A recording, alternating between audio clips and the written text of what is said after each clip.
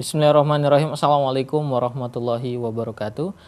Alhamdulillahirrabbilalamin. Hamdan katsiran thayyiban mubarakan fi kama yuhibbu rabbuna wa yarda. Asyhadu an la ilaha illallah wa asyhadu anna Muhammadan abduhu wa rasuluhu. Allahumma shalli ala Muhammad wa ala ali Muhammad. Ikhwan dan akhwat, pendengar dan juga pemirsa Radio Silaturahim dimanapun Anda berada di sore hari ini. Apa kabar ikhwan dan akhwat? Semoga selalu dalam keadaan sehat walafiat. Kita semua selalu dalam perlindungan Allah Subhanahu wa taala. Amin ya rabbal alamin. Dan kita doakan juga mungkin ada saudara-saudara kita yang saat ini sedang diberikan cobaan sakit maupun sedang diberikan ujian atau permasalahan, semoga segera diberikan kesembuhan dan juga segera mendapatkan solusi atas permasalahan hidupnya. Amin ya rabbal alamin. Kita berjumpa lagi di hari Rabu sore ini dalam acara Tausiah Sore bersama saya Yuri Julfikar, ditemani oleh para pejuang dakwah di sore hari ini. Ada Neza di balik kamera, Yusuf Subangkit di meja operator, dan juga Fajar di switcher, dan juga kerabat-kerabat kerja kami di daerah yang bertugas. Kita akan menemani ikhwan dan akhwat kurang lebih selama 1,5 jam ke depan, bersama-sama mengikuti, mendengarkan nasihat dan tausiah yang akan disampaikan oleh guru kita yang alhamdulillah telah kembali hadir di studio Ustadz Hakim As-Sufyani. Assalamualaikum warahmatullahi wabarakatuh Pak Ustadz. Kabar baik dan sehat Pak Ustadz ya? Alhamdulillah. Ikhwan akhwat, di kesempatan sore hari ini Ustadz Hakim As-Sufyani akan memberikan sebuah motivasi dan juga nasihat yang mengingatkan kita akan kondisi umat di saat ini. Mungkin dulu umat Islam difitnah, diserang oleh musuh-musuh Islam. Namun sekarang umat Islam kita melihat justru mendapatkan fitnah itu dari sesama umat Islam sendiri. Baik itu yang kita rasakan di negeri Indonesia ini maupun yang kita lihat saudara-saudara kita yang berada di negara-negara Islam lainnya. Kita melihat fitnah datang dengan sangat deras, sehingga kaum muslimin ada yang kebingungan siapa sebenarnya yang dalam posisi benar. Dan ini sebenarnya faktor-faktor apa saja yang menyebabkan umat Islam bisa terkena dengan fitnah yang sangat luar biasa ini. Insya Allah akan dijelaskan oleh Ustadz Hakim As-Sufyani apa saja yang harus kita lakukan, apa saja yang harus kita ingat di saat-saat seperti ini, dan bagaimana kita menyikapi kejadian-kejadian yang menimpa umat Islam. Ini akan disampaikan sebuah tausiah dengan tema cara mendidik pribadi kita pada era penuh fitnah seperti saat ini. Mari langsung saja kita simak tausiah yang akan disampaikan oleh Ustadz Hakim, cara mendidik pribadi kita di era penuh fitnah seperti saat ini. Kami persilakan Pak Ustadz. Bismillahirrahmanirrahim. Alhamdulillahirabbil alamin. Wassalatu wassalamu ala asyrafil anbiya'i wal mursalin. Sallallahu wasallam ala sayyidina Muhammad wa ala alihi wa sahbihi wa sallam tasliman katsiran ila yaumiddin. Ya ayyuhalladzina amanu taqullaha wa qulu qawlan sadida. Yuslih lakum a'malakum wa yaghfir lakum dhunubakum. Wa man yuti'illaha wa rasulahu faqad faza fawzan 'azima. Ya ayyuhan nasu inna khalaqnakum min dzakarin wa untha wa ja'alnakum syu'uban wa qabaila lita'arafu. Inna akramakum 'indallahi atqakum. Ikhwan dan akhwat, alhamdulillah kami diberi kesehatan sama Allah sehingga kita sebagai manusia masih bisa bernafas, masih bisa hidup, masih bisa beraktivitas, masih bisa menjalani tugas kehidupan kita sebagai khalifah. Hidup ini harus ada seleksi, harus ada ujian. Walanabluwannakum bisyai'in minal khawfi wal ju'. Allah akan uji kalian. Dalam ujian ini ada beberapa hal yang harus kalian hadapi. Bisyai'in minal khawfi wal ju'. Kalian akan diuji dengan ketakutan. Wal ju' kelaparan. Wa naqsim minal amwal, kurangnya harta. Wa thamarat, buah-buah. Wa basyir as-sabirin. Sesudah ada ujian ini, beri kabar gembira bagi orang yang bersabar. sabar itu bukan menjalani beban tanpa menikmati. Tapi sabar itu adalah proses atau sifat yang harus Anda miliki supaya Anda dianggap layak dipanggil sebagai mukmin. Alif Lam Mim. Ahasiban nasu an yutraku an yaqulu amanna wa hum la yaftanun.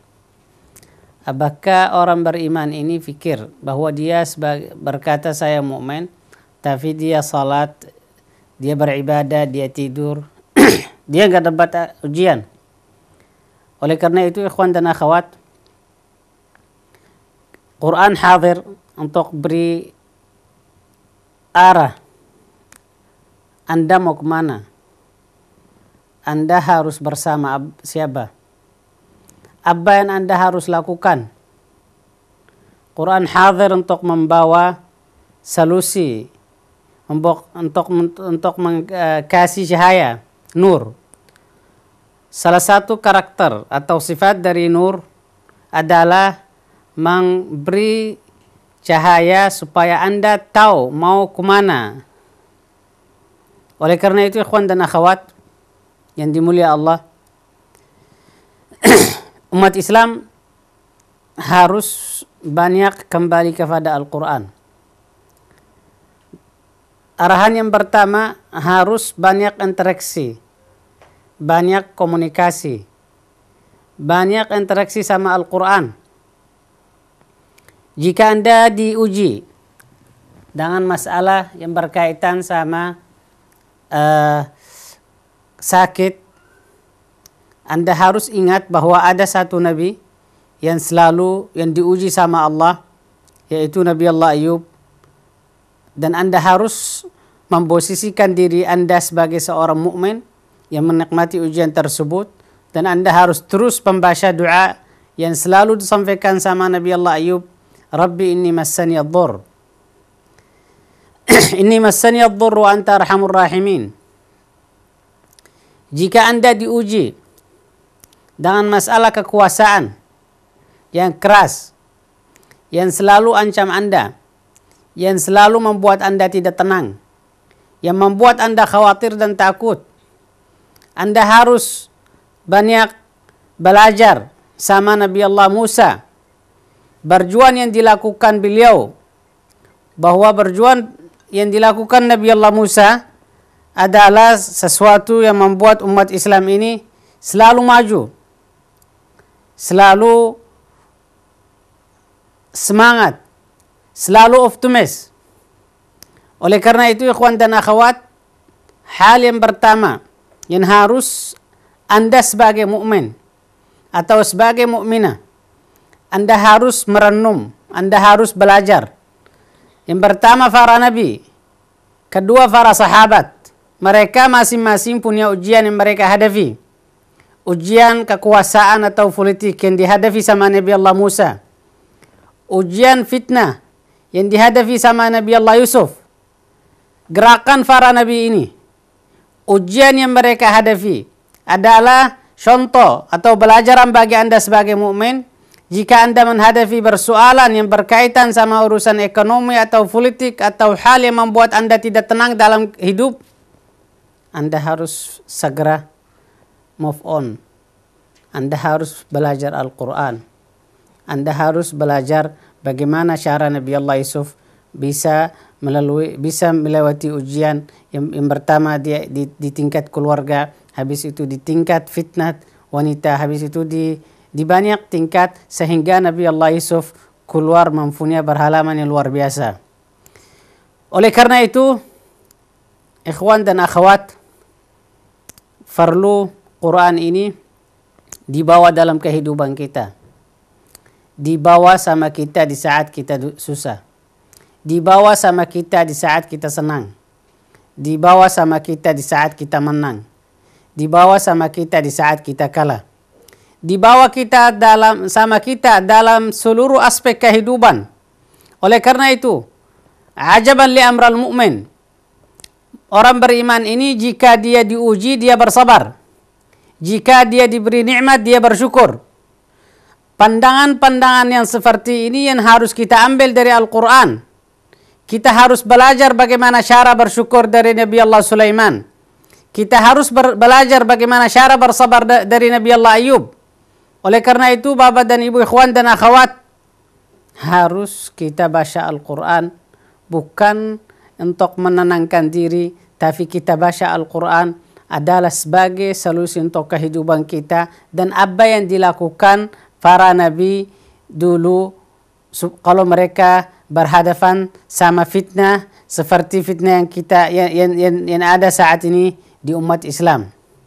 Ikhwan dan akhwat, jika Anda sebagai mukmin dapat sebuah ujian atau sebuah fitnah atau sebuah musibah, Anda tahu bahwa ada orang yang lebih baik dari Anda, lebih ikhlas dari Anda, lebih banyak ibadah dari Anda, tapi beliau diuji, dibilang orang kahin, dibilang sahir, dibilang cari kekuasaan, semua fitnah disampaikan kepada Nabi Allah Muhammad sallallahu alaihi wasallam dan kepada para nabi.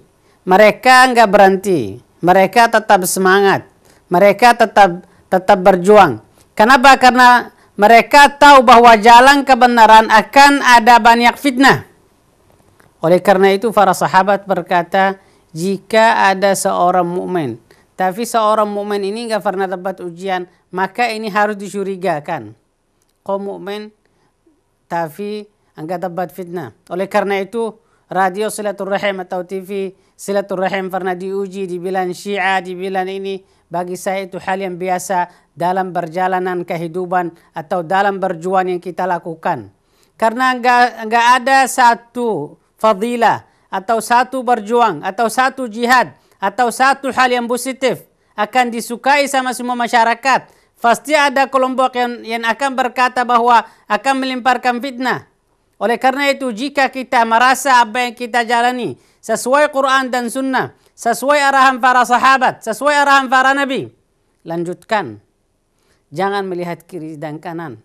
Anda harus yakin bahwa apa yang Anda miliki adalah tujuan yang mulia. Anda menjalani dakwah.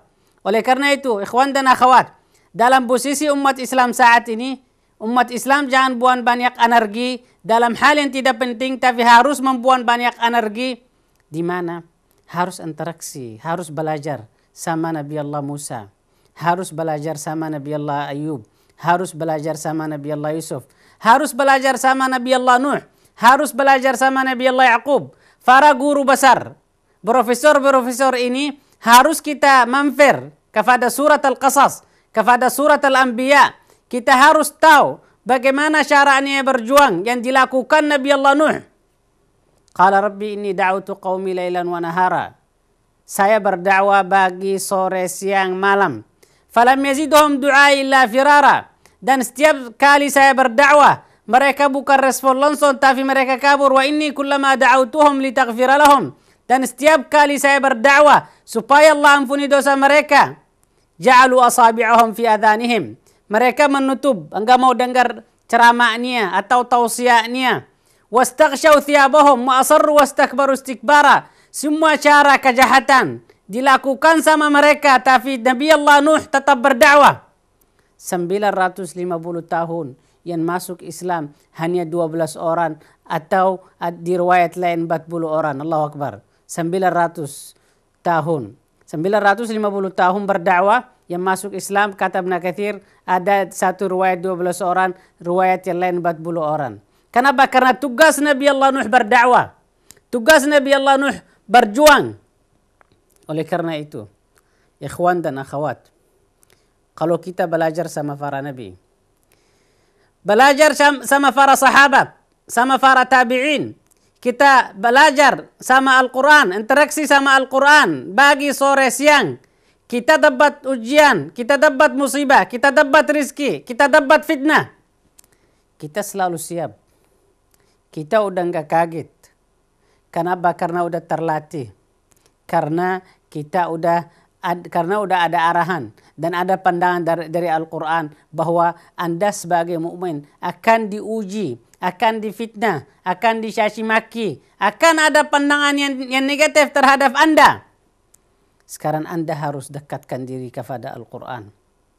Ikhwan dan akhwat, saya selalu bertanya, berapa kali dalam satu hari kita buka handphone kita? Berapa kali kita baca SMS? Berapa kali kita buka WhatsApp? Berapa kali kita buka Facebook? Kenapa? Karena itu hal, kita merasa itu hal yang penting. Tapi berapa kali kita buka Al-Quran? Berapa kali kita belajar sama para nabi? Berapa kali kita belajar sama para sahabat? Coba kita hadir dalam kehidupan kita mulai dari sekarang. Ada waktu khusus untuk Al-Quran, untuk belajar sama para nabi. Anda harus tahu siapa Nabi Allah Adam, apa yang dilakukan Nabi Allah Adam, siapa Nabi Allah Ibrahim. Ikhwan dan akhwat, anak kita sekarang lebih tahu nama artis. Artis itu siapa? Namanya siapa? Istrinya siapa? Anaknya siapa? Tapi mereka enggak tahu siapa para nabi, siapa para sahabat, lahir di mana, berapa punya anak. Ini krisis yang harus diperbaiki. Ini umat Islam jauh dari Al-Quran sehingga gampang sakit, gampang terima fitnah. Kenapa? Karena jauh dari Al-Quran. Sekarang arahan yang pertama, harus kita dekatkan umat Islam kepada Al-Quran, dan umat Islam harus mau belajar sama para nabi, mau belajar sama para sahabat, mau belajar Al-Quran bukan karena malam Jumat baca Yasin, atau ada orang yang meninggal baca Yasin, atau ada musibah, atau lagi susah. Tapi selalu konsisten, selalu konsentrasi 24 jam, dan setiap hari berada sama Al-Quran. Memang hal ini susah, tapi harus dilatih. Dan harus kita mulai dari diri kita, mulai dari anak kita, mulai dari keluarga kita. Bagaimana caranya umat Islam ini merasa punya pandangan, punya arahannya jelas. Dari mana? Dari Al-Quran. Dzalikal kitabu la raiba fih. Setiap orang nulis buku, di halaman yang pertama berkata, saya minta maaf kalau ada kesalahan dalam buku saya ini, karena saya sebagai manusia penuh kesalahan, kecuali satu buku, yaitu Al-Quran. Allah berfirman, dzalikal kitabu la raiba fih. Di buku ini enggak ada kesalahan, di buku ini enggak ada hal yang kurang. Tinggal kalian saat ini, sejauh mana kalian interaksi, sejauh mana kalian respon kepada Al-Quran. Oleh karena itu, ikhwan dan akhwat, kedewasaan dalam beragama, kedewasaan dalam baca Al-Quran. Saya udah bosan melihat kebohongan yang ada di umat Islam. Kalau ada orang meninggal baca Al-Quran, ternyata apa yang mereka lakukan bukan apa sesuai yang ada dalam isi Al-Quran, tapi hanya gaya kebohongan yang ada di umat Islam. Oleh karena itu, ikhwan dan akhwat, hal yang pertama, kita harus interaksi langsung sama Al-Quran. Kita harus belajar sama para nabi. Kita harus belajar sama para sahabat. Kita harus tahu apa sih yang dilakukan para nabi kalau lagi diuji, lagi sakit, kalau lagi banyak rezeki, kalau lagi kurang rezeki. Dalam seluruh aspek kehidupan, apa yang mereka lakukan, semua ada dalam Al-Quran. Anda jangan buang waktu baca buku-buku yang lain. Anda harus maksimalkan waktunya baca Al-Quran. Dzalikal kitabu la raiba fih. Anda harus berusaha bagaimana caranya dalam satu hari ada waktu yang Anda harus maksimalkan untuk Al-Quran. Dan lama-lama Anda akan merasa kehilangan jika ada waktu Anda enggak baca Al-Quran. Ikhwan dan akhwat, Quran ini adalah obat. Quran ini adalah solusi. Quran ini adalah jalan keluar. Quran ini adalah motivasi. Quran ini adalah kurikulum, pandangan buat hidup Anda. Tapi karena Quran ini, karena kita jauh dari Allah, maka kita susah. Nah, oleh karena itu yang berat sekarang bukan untuk mau. Allahumma inni ala dzikrik. Yang susah sebenarnya Anda harus dekat sama Allah. Kalau dekat sama Allah, masalah Anda clear semua kok. Bagaimana caranya Anda bisa dekat sama Allah? Anda harus melatihkan dirinya. Dan sebentar lagi datang bulan puasa. Umat Islam akan baca Al-Quran, akan rame di masjid. Tapi hanya sebentar. Ini harus diperbaiki. Cukup buang waktu, cukup buang tenaga Oleh karena itu ikhwan dan akhwat, saya lihat gerakan umat Islam yang ikut demo, yang ikut ceramah, yang ikut, ini sayang kalau nggak dijadikan program. Sayang kalau nggak dijadikan konsep dalam kehidupan. Sayang kalau umat Islam ini hanya membuang waktu, hanya emosi. Tapi bukan ada konsepnya, bukan ada perbaikan doktrinnya. Oleh karena itu harus segera kita menghadirkan Al-Quran atau interaksi sama Al-Quran dalam kehidupan kita langsung. Hal kedua, umat Islam harus tabayun. Jangan emosi. Jangan mudah ambil sikap tambah tabayun. Karena banyak energi yang akan terbuang kalau kita nggak tabayun. Akan terjadi perpecahan di umat Islam.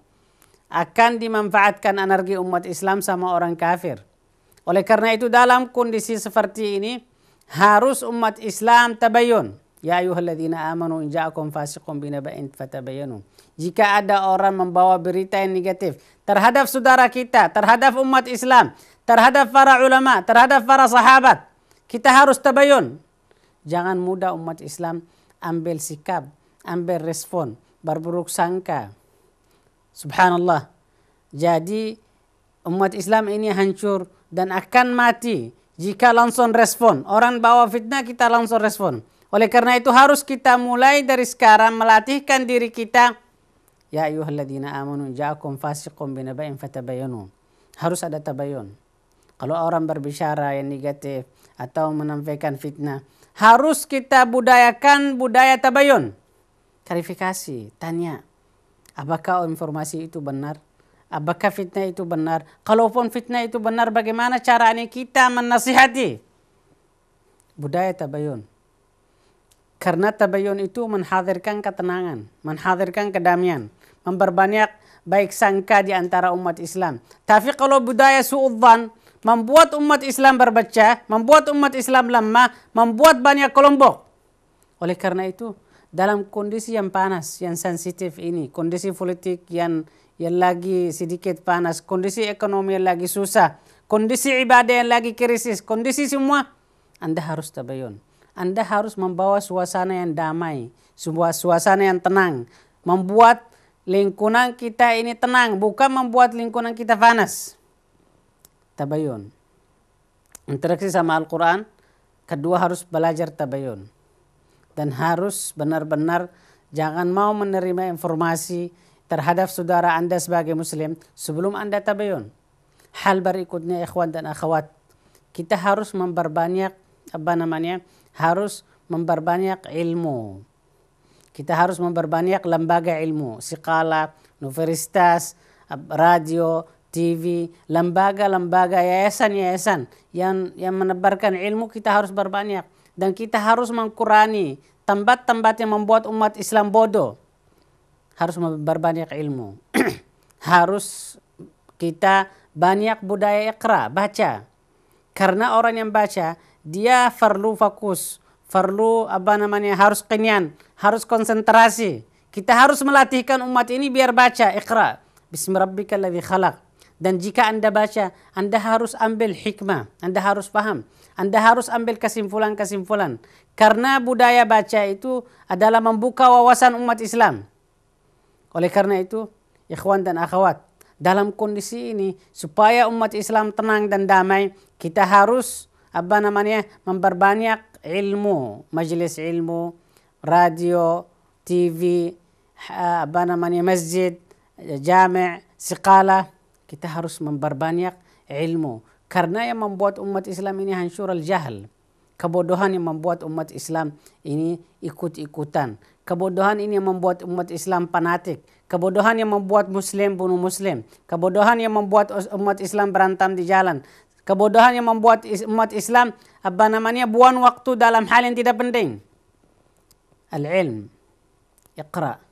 Harus kita ajak umat Islam atau ajak keluarga kita atau anak kita biar mau belajar, mau baca, mau buka buku. Coba bayangkan dalam perjalanan, saya lihat hal yang paling indah di Mesir. Dalam perjalanan orang lagi naik bis, ternyata dia punya buku, baca. Coba bayangkan sekarang dari Cibubur ke Jakarta atau dalam perjalanan di bis, orang punya buku. Bukan punya handphone main Facebook. tapi punya buku. Disinilah ada budaya. Menunjukkan bahwa umat ini beradab. Menunjukkan umat ini intelektual mau belajar. Coba, bagaimana caranya kita budayakan anak muda, anak SMA, anak kuliah, anak kampus. Dia dalam bisnya, tapi dia bawa buku. Sekarang memang ilmu udah banyak di handphone. Tapi apa yang ada dalam handphone bukan seperti yang ada dalam buku. Coba kita budayakan. Dalam perjalanan, lagi antri, dalam bisnya, atau dalam keretanya. Kita budaya al-qira'ah. Karena sebuah bangsa, sebuah negara akan diangkat sama Allah, akan dihormati jika dia baca.